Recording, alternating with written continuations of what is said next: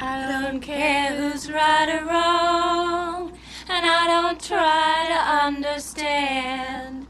Just let the devil take tomorrow. Lord, tonight I need a friend. Everything is ready, my darling. Do not be afraid. Soon we'll be together again.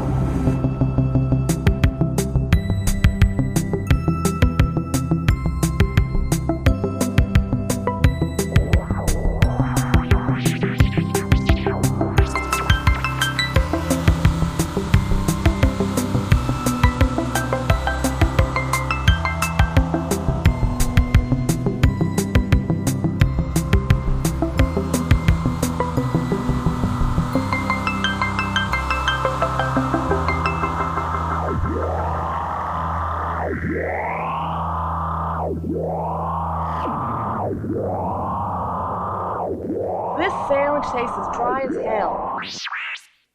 Hello and welcome to Hello, This is the Doom Show. I am Richard. Folks, I am on top of a mountain because my guest co-host chased me up there so that we could talk about a movie. I am here with Arnie, aka the Gordonite.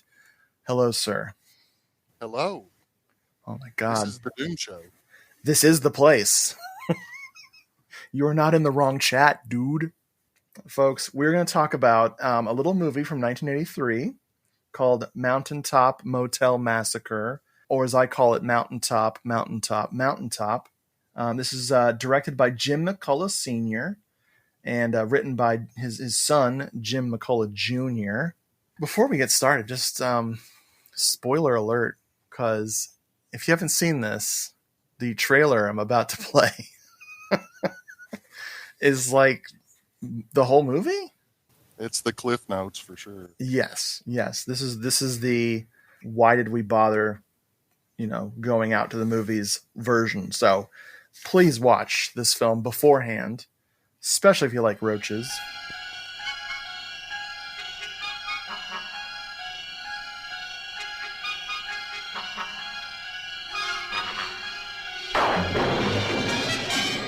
Far from the beaten path lies a friendly little inn Girl, you better come get your critter before I chop his head off. where folks come from miles around Hold on. It's so sad to be alone. Help me make it through the night. to rest, relax, and make new friends. My name's Al. I'm Tanya. I'm Bill McWillie. Melvin Crenshaw. This is my cousin, Prissy. Relative? Cousin. Are you okay there, Reverend? Arnie? Crenshaw? Evelyn?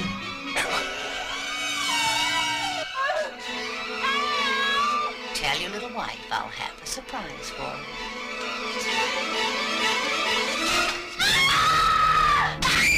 Where no one ever complains. You mean we got to go down there after her? We have to. And get my ass killed by some old crazy white woman? No way, Jose. Where people are dying to get a reservation.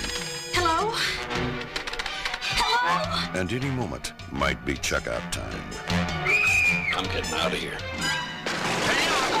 Is this any way to run a motel?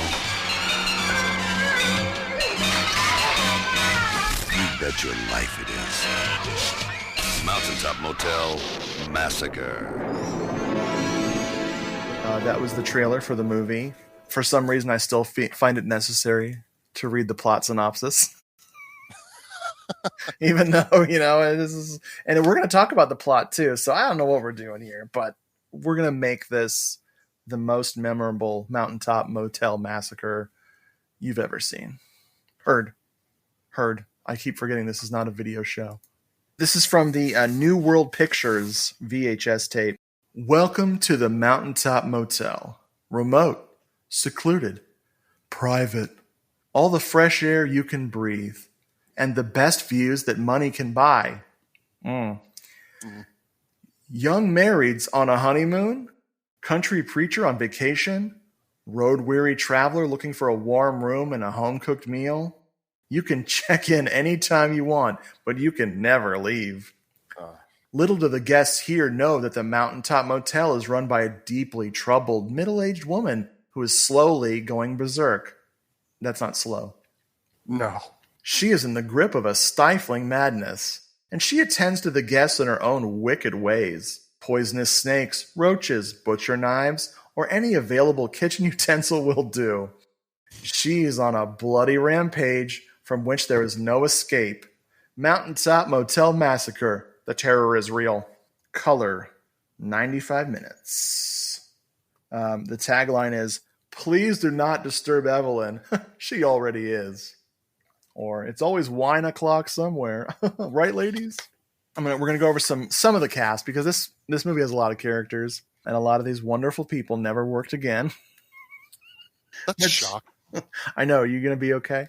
Oh, but first, the director, Mr. Jim McCullough Sr. here, he was a producer for Creature from Black Lake from 1976, a masterpiece. I love Creature from Black Lake. He also did something called Video Murders, which I was mixing up with something that was shot on video. But then when I looked at the movie, it just looks like this totally different movie. I was mixing it up with Video Violence. So I just have no idea. But I'm going to look up Video Murders. But he also did a movie called The Aurora Encounter. Yeah. Regionally made sci-fi epic children's movie set in the Old West. Yeah. The writer, his son, Jim McCullough Jr., he wrote Creature from Black Lake, and he produced something called Teen Vamp from 1989, which I'm seeking out. Let's just say the internet has a copy of Teen Vamp. How promising is Teen Vamp? 3.3 on IMDb. Hey. Which is kind of brutal, honestly. Although I did watch, Leanne and I watched The Visitants. It's a Halloween movie that the guy who did Blood Theater did, and I loved it. 3.7, yeah, The Visitants. Is that a word? It is for this title of this movie. But that was 3.7, so that's too good. Anyway, so yes, this cast. We got Bill Thurman, who plays Reverend Bill McWillie, and I don't know if you know this, but the McWillie is my most favorite McDonald's menu item that got canceled a long time ago. He's a big-time character actor in Silverado, Last Picture Show. Speaking of regionally made horrors, Gator Bait was another one. Oh, That's not a horror movie. It's more like a country thriller, I guess. Anna Chappell, who plays Evelyn, never did anything else. No, I'm sorry. She did one other thing. She peaked in this movie. I think she comes from a community theater background. Yeah, she's real big. She's like way over the top. So I could absolutely see that. Yep. We got James Bradford as the sheriff. He is very successful, TV and small roles in movies. 40 years in the biz. That guy, crazy. Next up, we've got Greg Brazel, who plays Vernon, the newlywed, who spends most of the time in bed with a freaking snake bite in his face. He's a stunt guy, 116 credits for stunt work. A couple other characters who just did not go on to do anything. Al, he's the fake record executive. We got Prissy and Tanya, the singers. This movie features them singing, and it's not good. You heard a little sample of it in the trailer. They even included their singing in the trailer. Yeah. And I also noticed there's a credit for singing voice. So it wasn't all they were being dubbed. It might not have even been them. Yeah. That is brutal. That is so sad. Then we have my favorite character, Major Brock. He plays Crenshaw, the self-proclaimed gentleman carpenter. How is this guy not in hundreds of movies? Yeah. Because he's great. He is great. Oh, my God. So, yeah. Crenshaw's a great name, too. He will nail your trapdoor shut, and that's not a euphemism. We'll come back to the crew later. We'll talk about who else worked on this beauty when we talk about some trivia. We actually, for very rare on this show, we actually have some trivia. In a recent episode, I can't remember what it was. It was too much trivia. Oh, it was the Amityville 2 episode. it would have been 3 hours long if we did all the trivia. Whereas most of the movies we cover on this show have no trivia. This has a fair amount. But yes, here comes the plot of the movie. We get some blood-dripping T-shirt font credits. And we get the beautiful stats, like a baseball card of stats for Evelyn.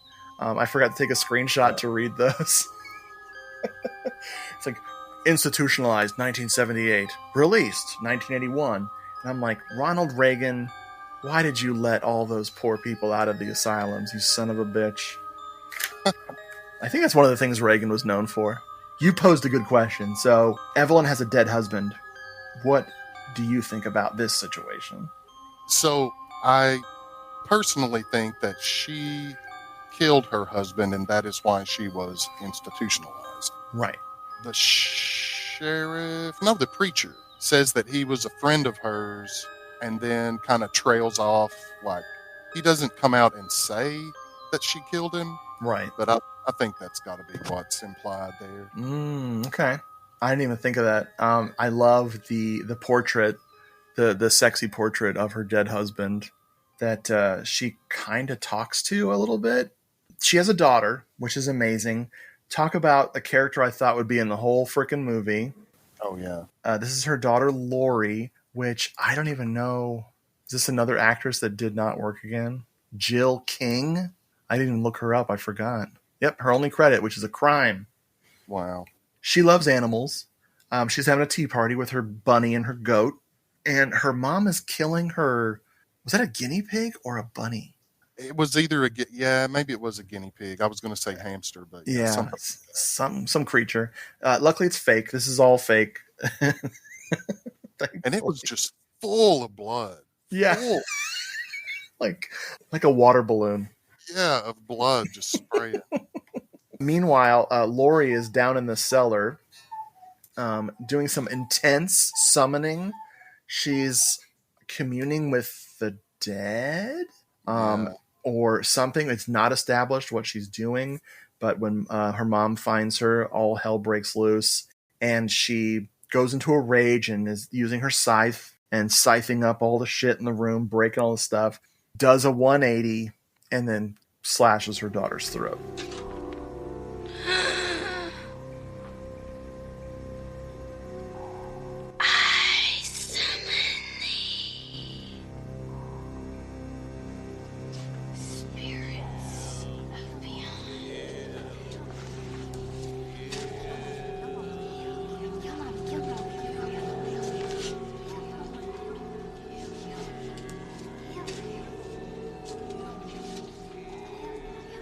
Show me a sign. But this is a smart lady. She calls the frickin' cops and the ambulance, and what happens? She convinces them that there was a gardening accident, right? Mm-hmm. In the kitchen. There's blood all over the garden. Oh yeah, So there's blood in the cellar, which nobody knows exists. We'll find out later that nobody knows about the secret cellar situation, which is of course the frickin' tunnel. Speaking of hamsters, there's a tunnel. And then there's just a little blood in the kitchen. She moved the body to the kitchen. So there's this tiny little bit of blood on the floor. She's bled out. She's dead. And yet they believe her. It totally works. No reason to be suspicious of her. No. But you said it looked like a certain film in your notes. Oh, yeah. The scene. So in the kitchen, when the EMTs are there and the sheriff is there and the preacher. Yeah, everybody's there. And the sun is like coming through the kitchen window where she has a box fan in the window and the sun is shining through the fan blades. So the shadow is going around and around everybody. And there's this loud sound effect. Boom, boom, boom, boom, boom, boom, boom. The whole time. It looks like Apocalypse Now. I'm trying to remember the line from Apocalypse Now. He's like, I'm back in Shreveport. Goddamn Shreveport. No, here it is. Shit, I'm only in Shreveport. Every time I think I'm going to wake back up in the Mountaintop Motel. I can't believe after all those times watching frickin' Apocalypse Now over and over again, I forgot that line. That sucked. It's like my brain's old or something. So now the unexpected result of killing her is now that Lori is free from her mortal coil. She's commanding her mother to do things, which is part of the many not well established stuff that's going to happen. I have a serious opinion about Lori, but we'll talk about that when we get to the end of the movie. Our buddy, the preacher, he just is staying in one of the cabins, presumably to like look after Evelyn. So he's staying in one of these awful cabins, and he's about to have dinner when his new best friend shows up, Crenshaw, the superstar of this movie. Glad to hear you say that, because I really do love that guy. He is great. He's definitely the most smartest of everybody. And he has the best line in the freaking movie. He was thinking about going to get some dinner in like a nearby diner, and that's when Mr. McWillie, Reverend McWillie, suggests they have something to eat. What does he suggest? Viennese sausages. Yes. And Old Crow. A bottle of Old Crow and some Viennese sausages. I've never heard it pronounced that way. I still have to catch myself. That's the way that people still say it, where I grew up in Eastern Kentucky, which is nowhere near Shreveport at all. Even though it looks extremely similar. Sure. But yeah, sometimes I have to mentally check myself before I start to say Vienna sausages. How often do you say that? Surprisingly often, because that is a very popular lunch food at my workplace. Nice. See, my dad loved that. My dad loved that when I was a kid. And the color, I was like, oh, no, I'll eat a hot dog that's like been cooked. That just looks like a raw hot dog to me. And then I saw him spreading it on a cracker, and I was like, ooh, no, that's not for me. I do like liver now, like pâtés once in a while, so I probably get into it now. I mean, I'm eating frickin' sardines, so, who cares, right? So now we got some newlyweds who, spoiler alert, they're going to be newly deads. But yes, they're on their honeymoon. It's so cute. This is the aforementioned Vernon, I believe, and then his wife, Mary. Yes, Mary. That's Mary. Again, her name is Marion Jones. But yeah, it's these two. He's very horny, very excited about his wedding night. They almost run over a dog, which was, I'm going to say this, it was a white dog, and we never see it again in the movie. So maybe it was a ghost dog, aka Ghost Dog: The Way of the Samurai.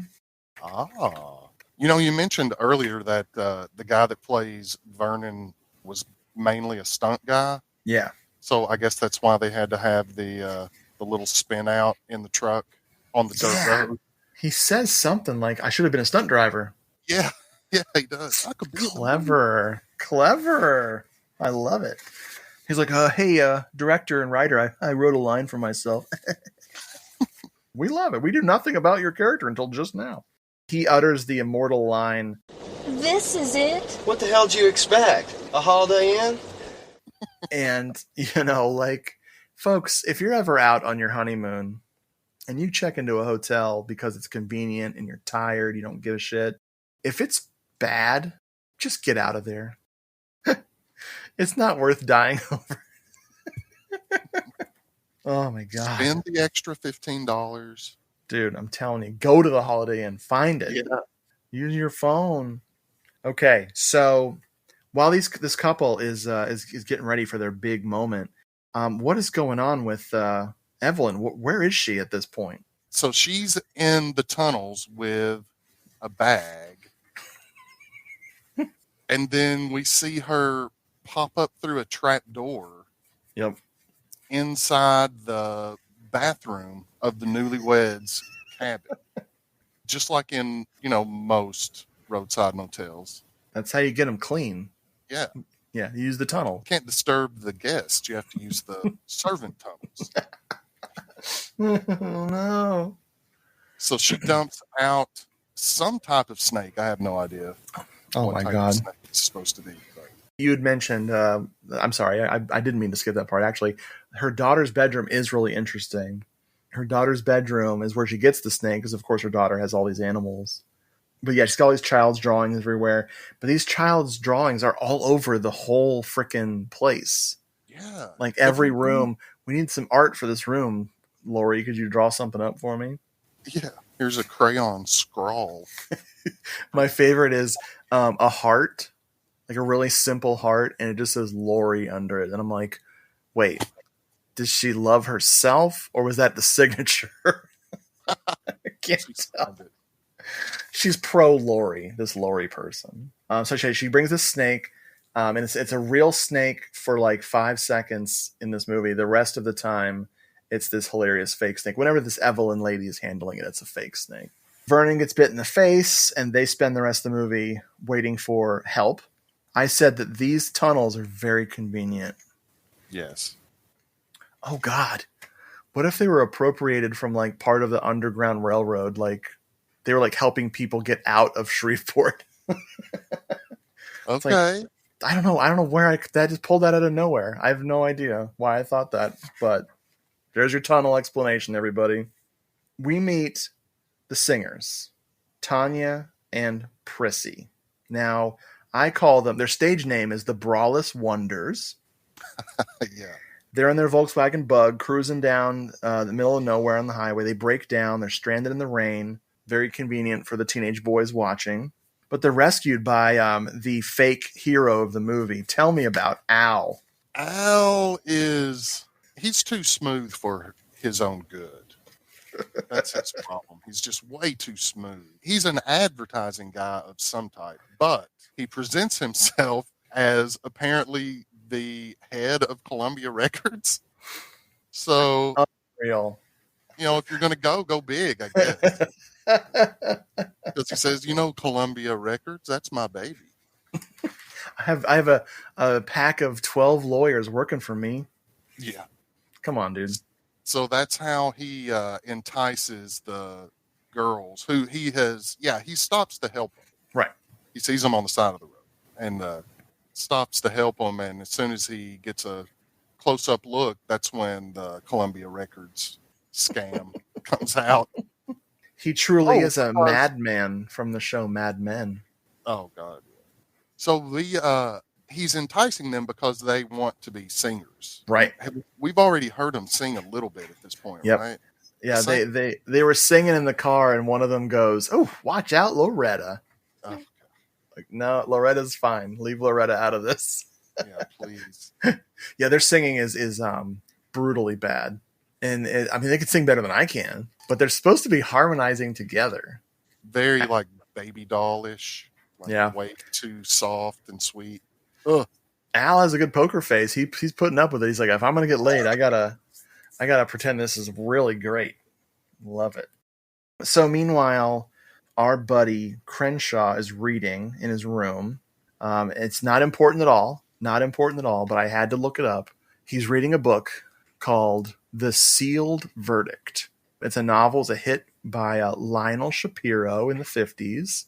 And it says, out of the embers of a conquered country comes a flaming love story. So strange, it couldn't be, but was. Bob Lashley, a young, handsome courtroom prosecutor, bitter in his hatred for the enemy. Themis Delisle, beautiful, supple, mocking. What was she? Devil or angel? And this is apparently a movie. It's one of those novels that was such a hit. Paramount Pictures bought it and put it out, starring Ray Milland and Florence Marley. I still have no idea what the story of that could be. I don't know. He's a prosecutor, but he hates the enemy. I don't know. Is this supposed to take place in World War II? I don't know. I'm very confused. Let's see. The Sealed Verdict. IMDb butthole. Oh, 1948. Okay, so it's 40s. So yes, he's going against former Nazi war criminals. Oh. That's who the enemy is. Gotcha. Directed by Lewis Allen. Looks fascinating. But anyway, so he's reading. He eventually falls asleep, and the worst trick of all is played on him. Because Evelyn brings in the roaches. This was after she did the rats on her buddy, the Reverend. What are your opinions on this rat and roach combo? Yeah. The roach one. I do not like bugs, especially any type of beetle, anything with antennae. Sure.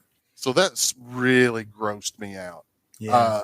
The rats was pretty silly too. Here's a thought I had earlier today. So she started with the snake. Yeah.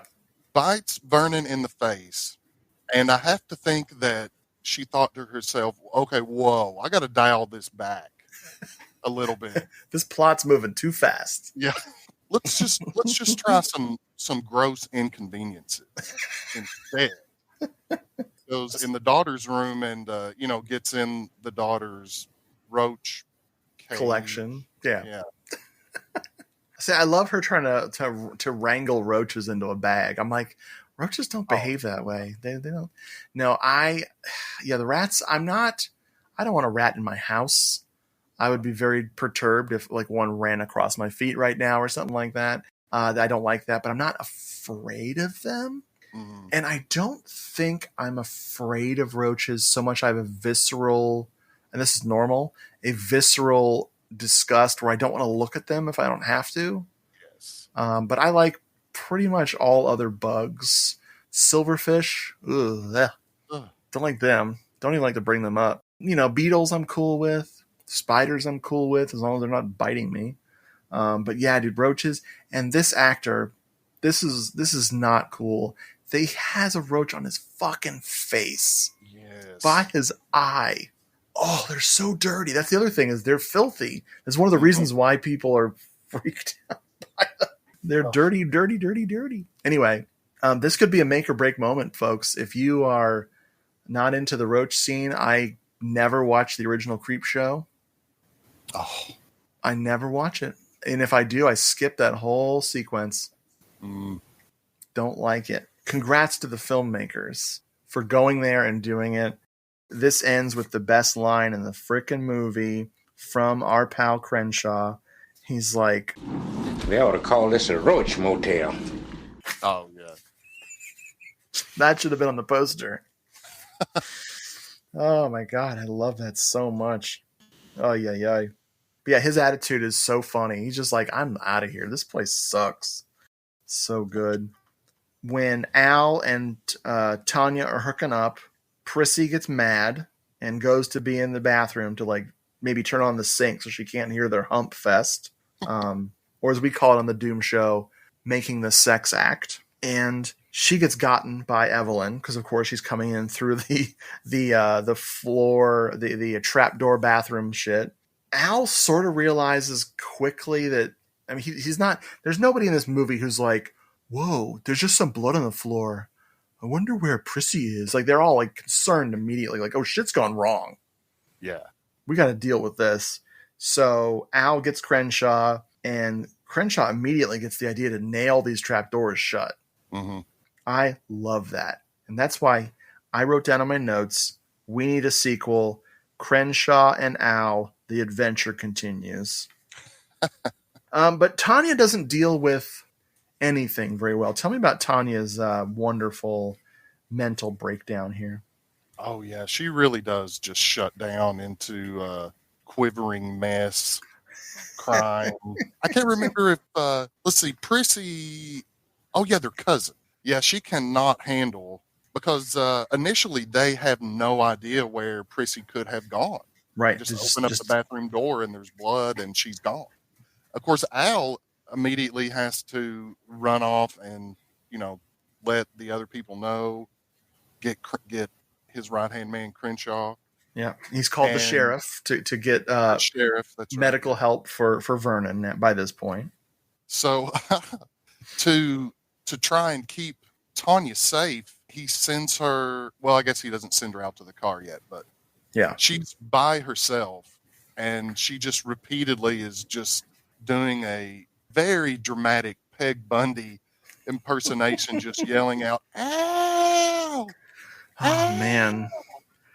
Like, Married with Children taught me a lot of things.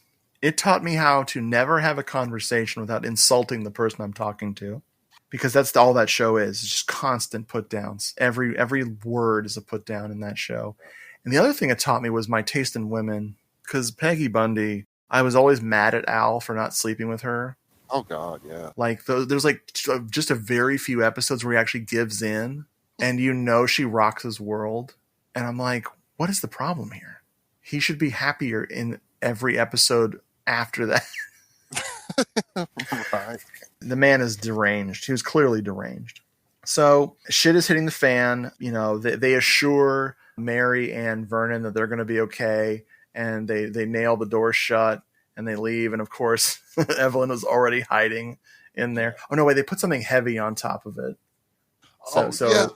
They put the chair. They move a chair onto the trap door, and Crenshaw says, "She ain't getting through that." Yes, sorry. Crenshaw ran out of nails. Ran out of nails. The gentleman carpenter. He had to make that supply run while he was out into the diner. Oh my God, it's so funny. So they get killed, and I was actually sad because it was just like, their wedding night, dude. Yeah. Come on. Yeah. Love them. You've got something special when you actually care about these freaking characters.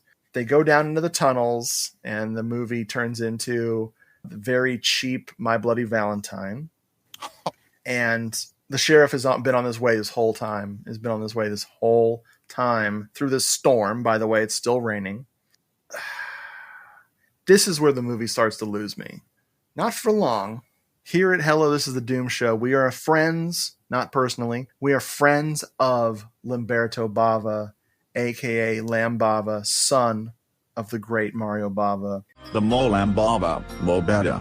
And the one thing that he taught his son is, my son, little Lam Bava, make all your movies too long.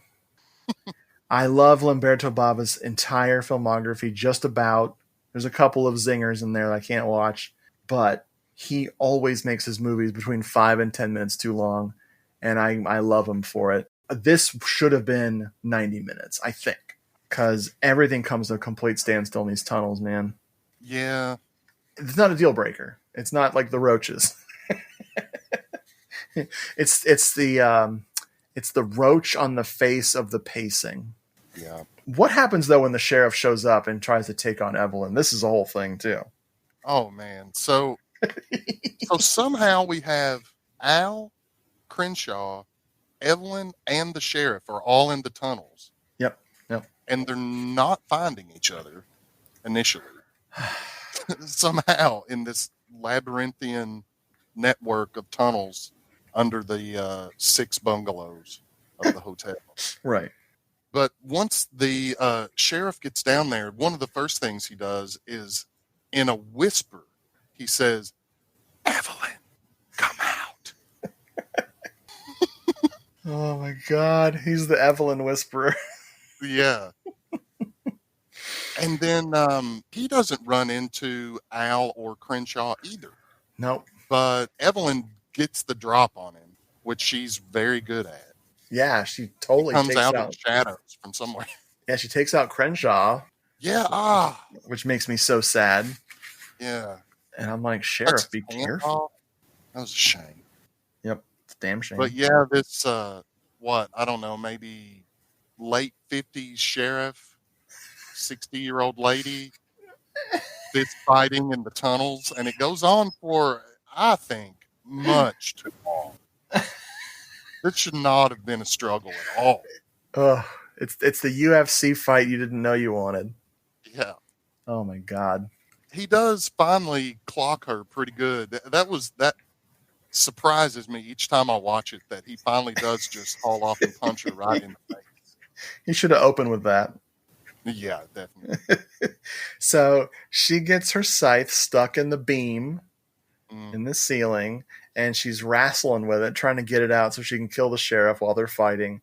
And she ends up pulling down the roof of this tunnel, and amazingly, her stuck scythe swings down with the big support beam and almost cuts her head off completely. And of course, we get a nice fake out where we all know she's not dead.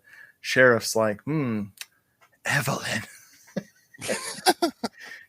Give me a sign of life. And she opens up her eyes and tries to grab him, but then of course she's dead. And that's the end of Evelyn. And we go outside, and it is morning now. And Tanya is convinced that Al is dead, and she's totally upset about it. But then Al just shows up. Hey, yeah, I heard the shot. Yeah. What's going on here? And when he says, I heard the shot, I'm like, wait, what gunshot? Yeah. We'll get to that in a second. I got trivia. So they're leaving, and from the cabin to the car, Tanya turns into Ghost Tanya. She has black circles around her eyes. Her skin is completely pale, and her hair has been turning gray from the cabin to the cop car. It's amazing. But her look is very reminiscent of a key figure in our movie. Tell me about Ghost Lori. Oh, yeah. The first glimpse we get of Ghost Lori is during the sheriff and Evelyn's fight. Yeah. There's a couple of little Pazuzu flashes. Yeah. And she looks really cool. I mean, what she looks like is the little girl from Night of the Living Dead that's winds up in the basement. Good She call. looks like that. Good call.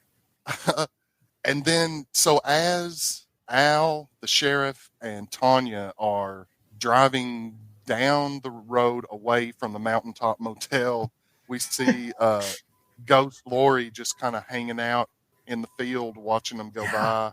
Like walking along, like I was like, oh, she's going to catch up to them. Nope. The end of the movie happened. There we go. I think she was just out there to turn the sign back on. Oh, yeah. So I never do this with this show. Like I might do this with like Lietta or my friends. You're my friend now. You don't have a choice. Yes. But I proposed one thing already, that this movie should have been 5 minutes shorter. We should have wrapped up the tunnel stuff a little faster. No problem. However, what I really want is Lori was never dead. She was in a coma, and they took her away, and then she escaped from the morgue, or they think someone stole her body, and she's now this like ghoul running around, actually commanding her mom, not just psychically, not just from beyond the grave. She's back from the morgue. Interesting. See, that's hot stuff right there. Yeah, I could be into that. I was going to say Ghost Lori lines, but the lines that Evelyn is hearing in her head, the voice of her daughter, that Evelyn is hearing in her head, has some pretty good lines. Yeah. Like one time she just says, they all know you're crazy. They all know you're crazy. They're going to send you back to the hospital. Kill them all. Yeah. She's moving the story along. She's here to help us. Bless her heart. So yeah, that's the end of the movie. I got some crew here before we talk about the trivia. We've got music by Ron DiIulio. Not a lot of significant credits. He did do something interesting with this movie. This movie is that the music is sparse, but interesting kind of synthesizer stuff.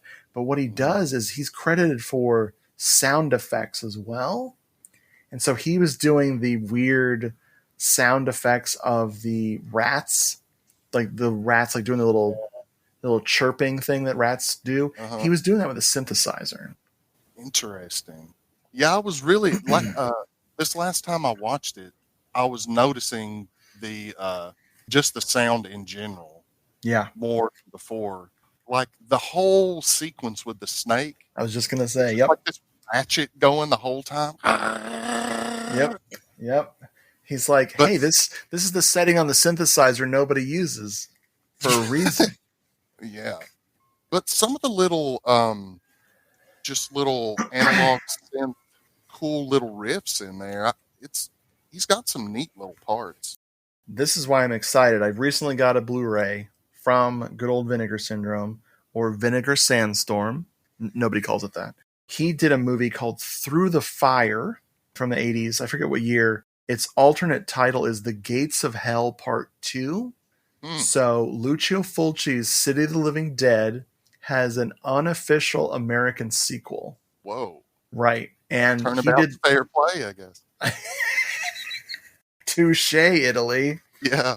But yes, that is called The Gates of Hell Part 2. I have not watched it yet, but I recently picked it up, and I'm very excited to check out this zombie movie that has nothing to do with Italy at all.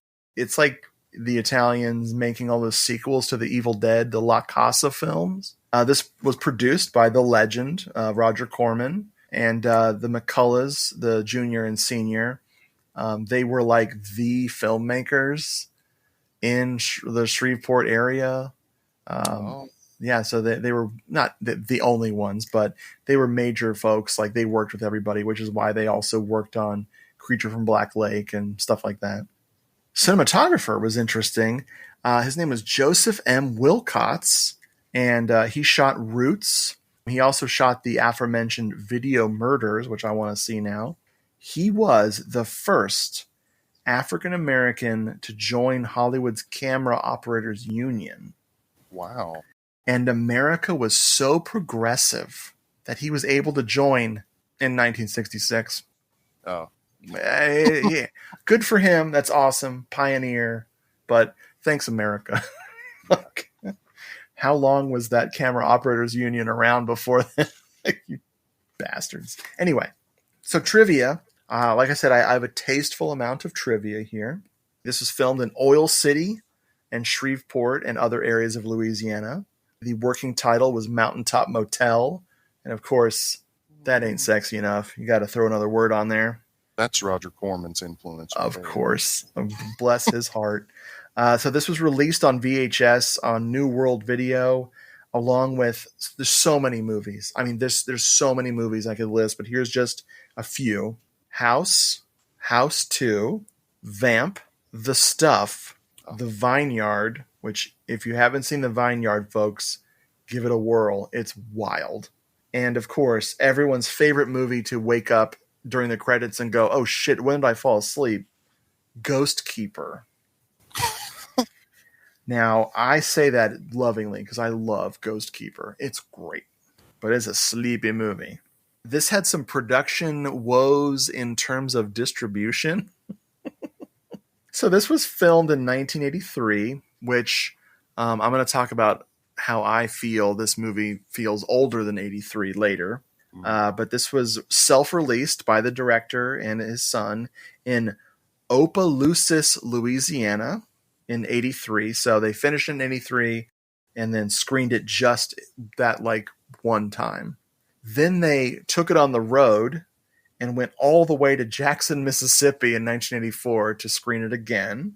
And then Roger Corman picks it up and goes, okay, add Massacre to the title, and we got to do some reshoots for this ending because the ending sucks. So the shot that Al said he heard was the sheriff not fist fighting, her not pulling the ceiling down and accidentally cutting her head off. He just shoots her. Okay. Yeah. Which I kind of want to see that ending. I would love if that existed somewhere. Yeah. So that was in 85 when they redid those reshoots. So 2 years after they were done, they had to do that. And finally, this got a theatrical release in April of 1986. Then in May of 1986, they had the VHS release. Wow. Which I hope those dates are correct because that's an insane turnaround time. What the fuck? Let's see. The hotel, in quotes, was an abandoned fishing camp on Cross Lake in Shreveport. They had to fix it up. This was the fixed up version. This was the fixed up. That's how bad that place was. That's insane. Not to mention, you can see everybody's breath when they're out in the rain. So you know these were not good conditions for filming. Of course, the underground tunnel sequences were filmed above ground. They made all these sets for folks to run around in, got creative, filmed from different angles so it wouldn't look like the same tunnel over and over again. But they had to cover the whole thing in visqueen, which is, I guess, plastic sheets to keep the light out. And that's all my trivia. I didn't watch all of the reviews, all of the interviews on the disc. I should have, but I'm so bad about that. Ooh, I would love to see some of the. I have what'd you say it was? New Image. New I have World. New World. I have the DVD release. Yeah, that doesn't have anything on it. was that the Anchor Bay version, the Midnight Madness series or something like that. I just traded up for the Blu-ray recently, and yeah, it's solid. It's a great release. Arnie, I got to ask you the most important question: how do you feel about Mountaintop? The way this movie makes me feel is really why I love it so much, because it feels like I've gone back to my hometown when I was in about 6th grade. Because in Eastern Kentucky, where I grew up, the town I grew up in is right on Lake Cumberland, which is a big, like vacation fishing spot in Eastern Kentucky. Mm-hmm. And it's not really like this so much now, but back then there were little fishing motels just exactly like that. Yeah. In the hills around the lake. I mean, the little bungalows, super run down. Everything's kind of mildewy, you know? And it's so, I don't know, it gives me a really strange, comfy feeling, even though it's so, everything's so damp and gross. Right. The whole time, pretty much. But yeah, the setting, and I really like that the cast is mostly older. Yeah. Especially for a slasher. And there's just so many things about it I like. I like Evelyn a lot. Yeah, I like her performance a lot. She's weird. She's really weird. And did you notice how her makeup, she's putting on makeup in between murders. Yep. More eyeshadow every time. Yep, and it changes. Yeah. Yeah. Good for her. This is one of those movies that I stumbled across, and my reaction was, why didn't anybody ever tell me about this? Like I felt like I had found like a lost treasure. Yes. Never heard of it. And it just really just ticked off all the boxes. I really like this movie. Excellent. When you were going over the trivia, it reminded me, and I already knew this wasn't the case, but I had seen that the writer and director producer were, anyway, father and son. Right. I was really hoping that they were also Al and Vernon. I really wanted that to be the case because they it could have been. Oh man. Or like the Reverend McWillie was the dad, and then Vernon was the son. Right. Oh, we can dream. We can only dream. Yeah, I like this one too. Like I said, the only thing that throws me, other than the roaches, is the frickin' that little bit of pacing issues.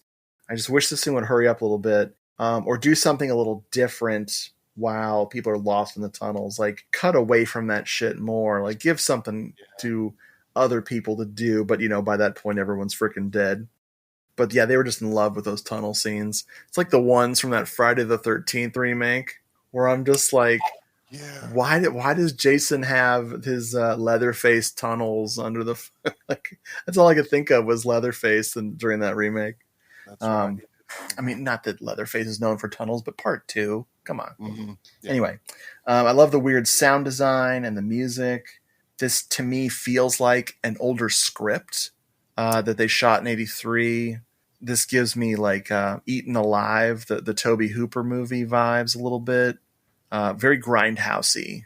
And then the fact that it didn't see the light of day outside of the South until '86 just blows my mind. People must have thought it was made in 1966 or something.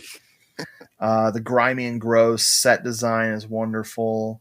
I love all the candles that light up a whole ass room.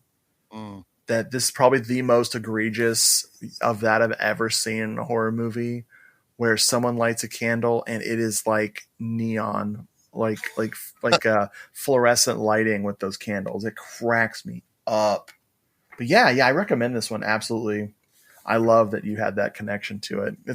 That's how I feel about movies that are set in or around Georgia. in fall, because that was like one of my most crystal clear memories as a burgeoning horror fan.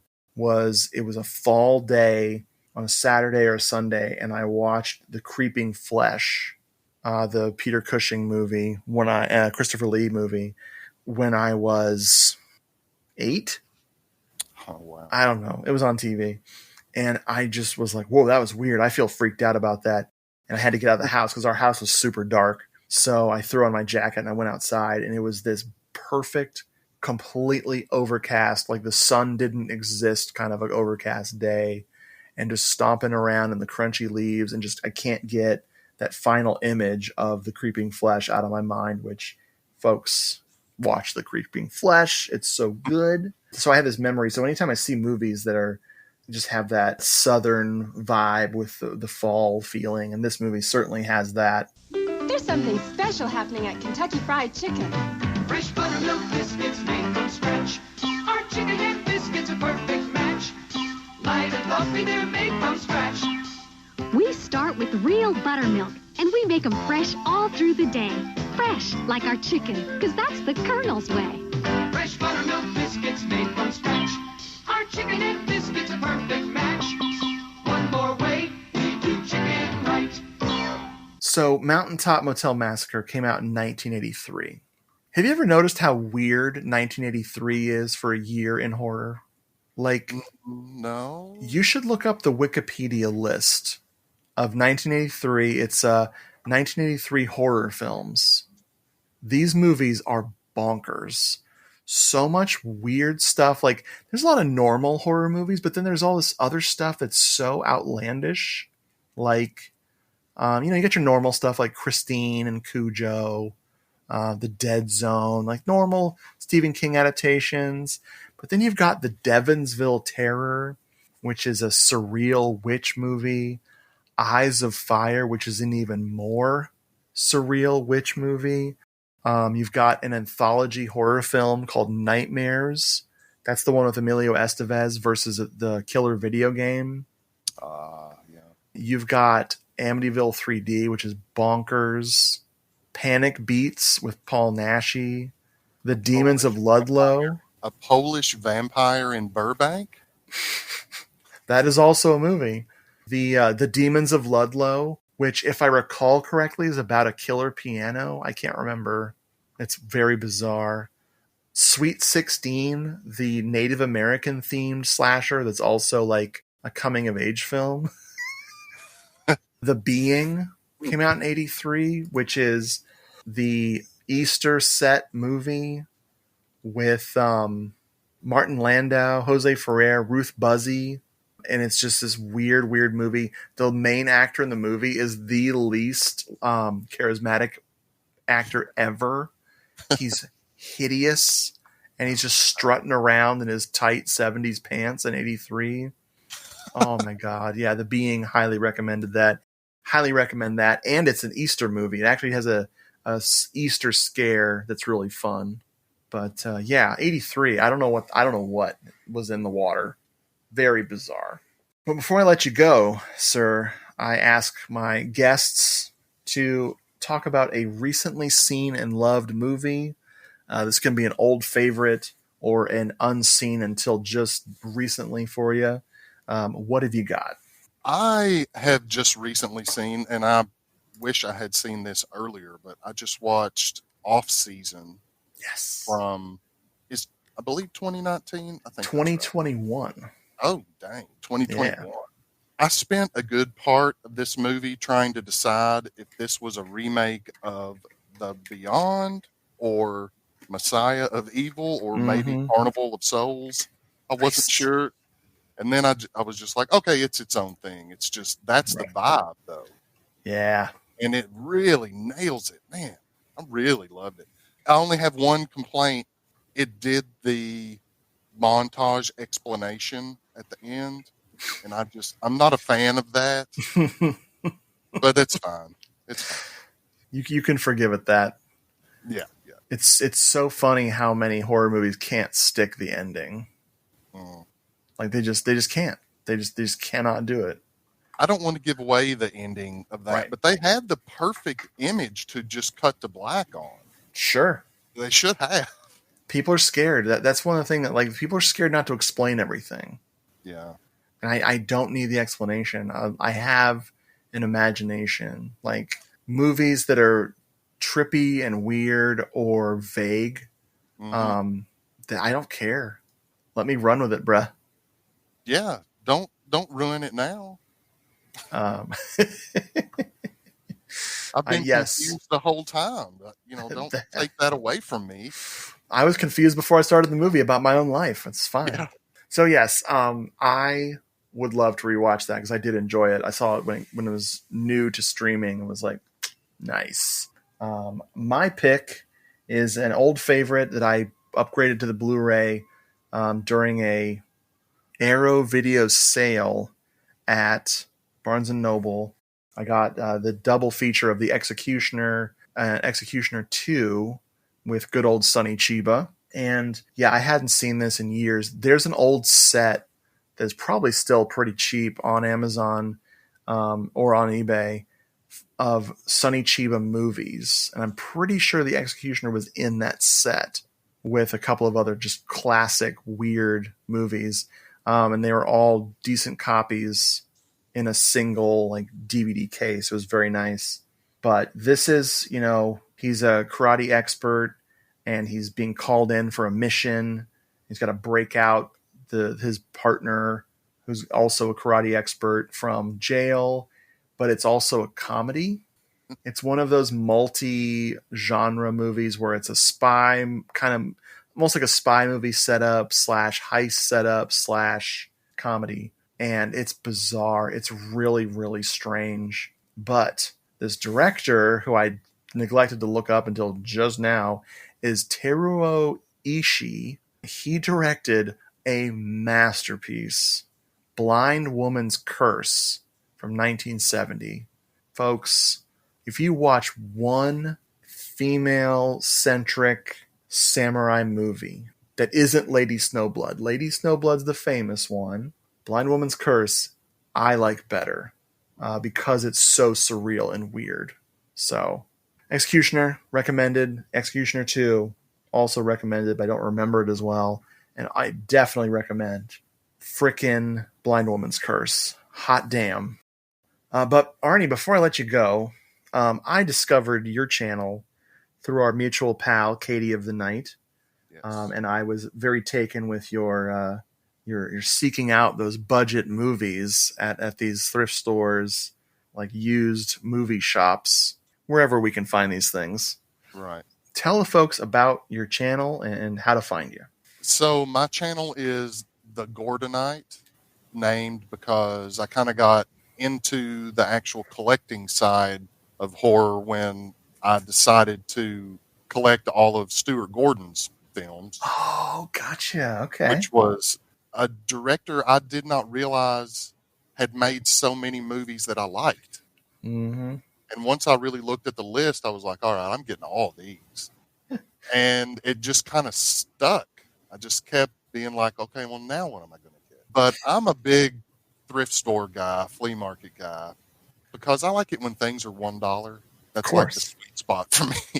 $1? Okay, yeah, I'll give it a shot. So that's what my videos are. Mainly is pawn shops, flea markets, comic book stores, video game stores, anywhere I can find movies for a couple of bucks. And I just love getting movies. Nice. And I love watching you get those movies because I like to shop. So I like to shop vicariously with you. You can also find me on Instagram. I think on there it's _Gordonite. Perfect. If you want to see just more random horror fan stuff. Yeah. In the immortal words of Lori, they think you're crazy. They're going to put you back in the hospital. You have to kill them all. But seriously, dude, thank you so much for hanging out. It was great to finally get to talk to you. Oh, yeah, this was really cool. And I'm glad you wanted to talk about this movie because I've been wanting to talk about it for a while. Oh, man. I'm easy. I'd say easy like Sunday morning, but I'm easy like a Mountaintop Motel. Something. I don't know. Easy like a motel tunnel. Yes. Bye, folks. That's the way to go.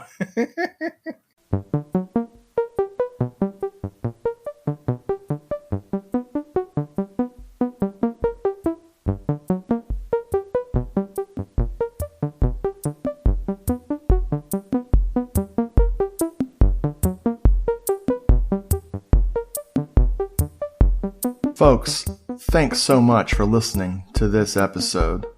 If you'd like to write into the show, send an email to doomedmoviethon@gmail.com or hit us up at doomedmoviethon on Instagram or at doomedmoviethon on Twitter or at doomedmoviethon at Discord, or go to Hello This Is the Doomed Show on Facebook and message us there. If you want more Hello This Is the Doomed Show, go to doomedmoviethon.com and click the podcast button for the archive, or go to YouTube and look up Doomed Moviethon and you'll find the classic episodes of Hello, This Is the Doomed Show. And if that's still not enough, I have written some books, about my love of movies over on Amazon.com. Just look up Richard Glenn Schmidt and you'll find Giallo Meltdown, a Moviethon Diary, Giallo Meltdown 2, Cinema Somnambulist, or Doomed Moviethon, the book. Hello, This Is the Doomed Show is a proud member of the Legion Podcast Network. Go to legionpodcast.com and check out the other great shows over there.